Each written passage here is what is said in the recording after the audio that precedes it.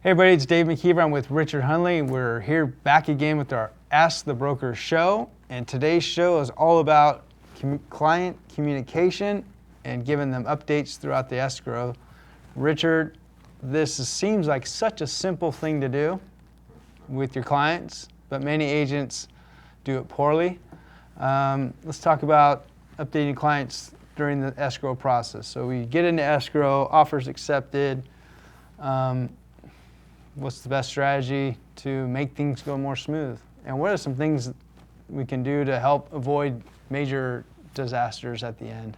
Well, so many time periods are during an escrow, which is set forth from the contract.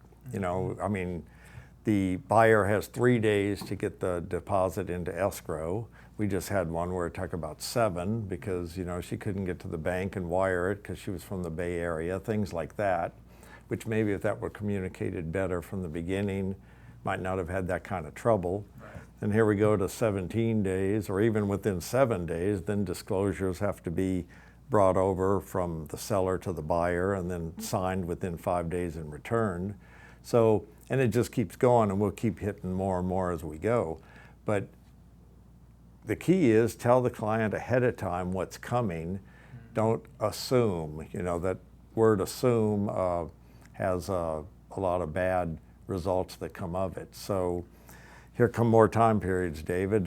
Some of the big ones, the 17 days, the appraisal. Lots of times the client and even the agent is bad on this one.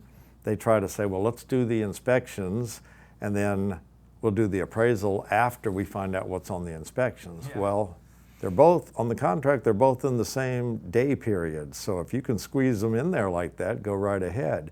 But if you can't, then here we go. Here goes the appraisal late, and it just compounds into maybe a late escrow. Yeah. What other communication should we have during the escrow there? There's still plenty to go from day 17. Yeah, this gets back to the California Association of Realtors survey that they do each and every year with buyers and sellers, and they ask them what's the number one complaint they have against agents, and it's the lack of communication. Yep.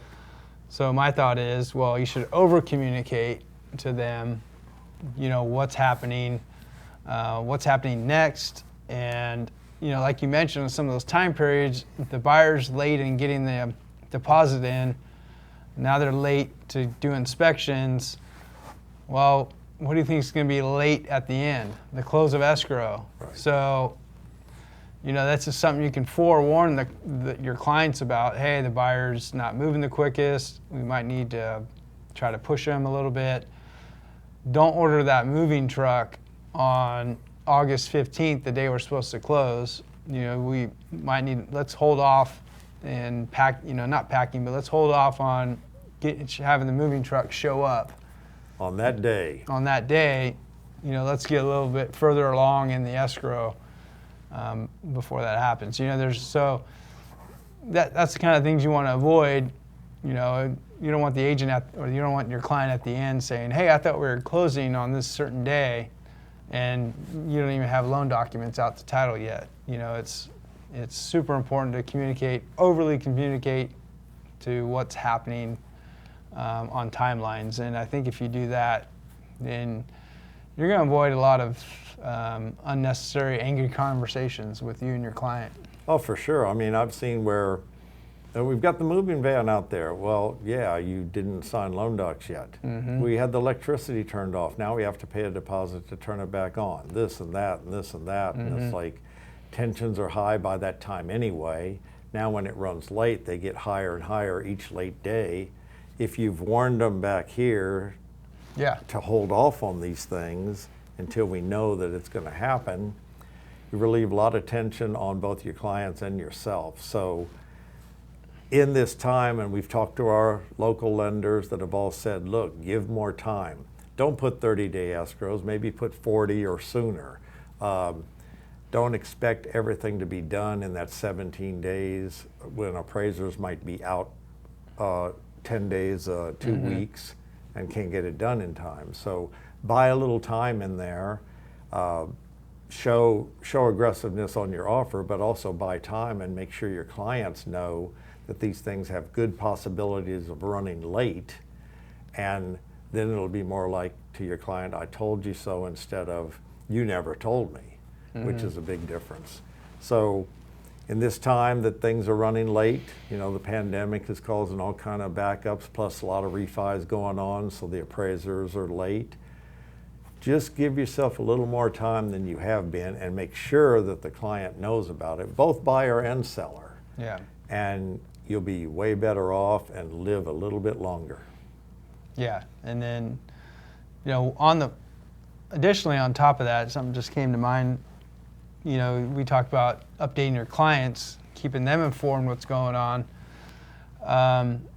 But if you want to build, my opinion, if you want to build your reputation as an easy agent to work with, somebody that other agents look forward to working with, would it make sense to communicate as best as possible with the other agent?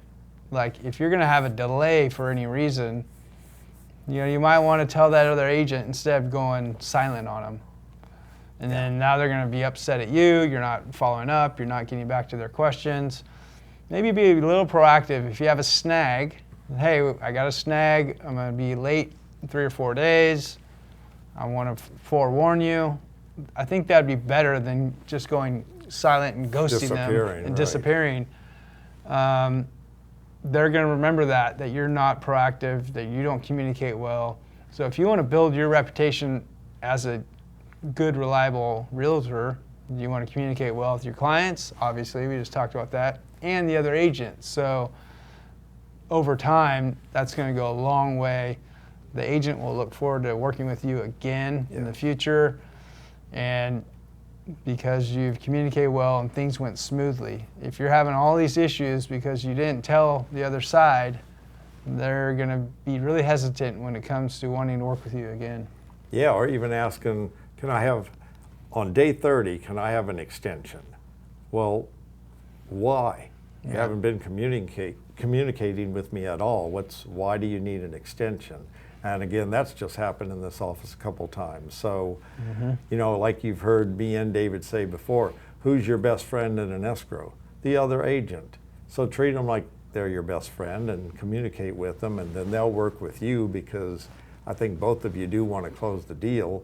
So don't turn to enemies, be friends. That's right. That's right. Everybody has a common goal, and the common goal is to sell the home, number one, as smoothly, as easily as possible. And you've already agreed on the majority of the terms, the price, the close of escrow date. You know, obviously there's some negotiations that can come up for repairs, but the majority of the stuff has been agreed upon. There's no reason not to communicate what's going on the timeline. And I think if you did that, you're going to relieve a ton of stress. Yep, better late than never. That can happen. That's true. Sure does. I think that wraps it up for this show, unless you have something else to add. No, but we really appreciate you watching. If you want to stay in tune and in touch with our Ask the Broker show, make sure you hit that subscribe button here on YouTube, and leave us a comment and let me know what you guys think. Thanks for watching. We'll see you next Friday.